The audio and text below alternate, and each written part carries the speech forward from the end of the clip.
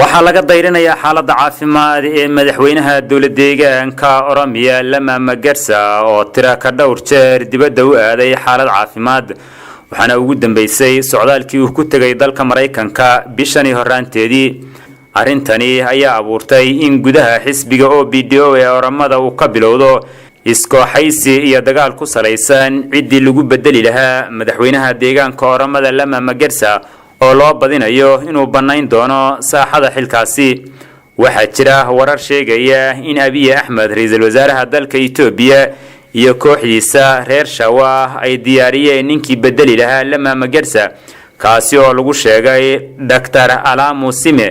oo ah madaxa xarunta dhexe ee ururka OBDO dhanka kale siyaasiyiinta hoose iyo xubnaha golayaasha kala duwan ee OBDO ayaa iyagana la sheegaya inay gacanta u galeen wiilka aadka u firfircoon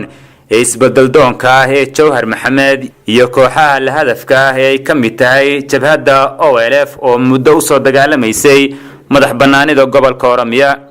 arintani ayaa abuurtay in Jawhar Maxamed iyo kooxda onagta aaminsan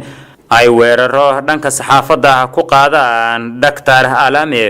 waxauna Jawhar Maxamed oo Mareykanka ku soo noqday uu soo dhigay bartiisa Facebook qoraal uu farta ku fiiqayo dadka in OBDO laga ceydiyo ay muhiim ka tahay dhanka kale waxa la sheegayaa in maayarka magaalada Addis Ababa injineer Takale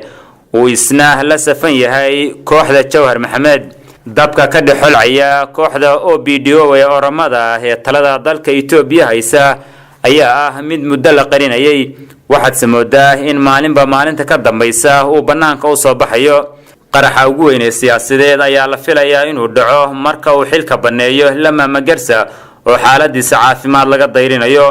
Lama Magarsa ayaa si aad ah ugu dhow ra'iisul wasaaraha dalka Itoobiya Abiy Ahmed waana ninka shukaanta u haya jihada siyaasadeed ee u socoto dalka Itoobiya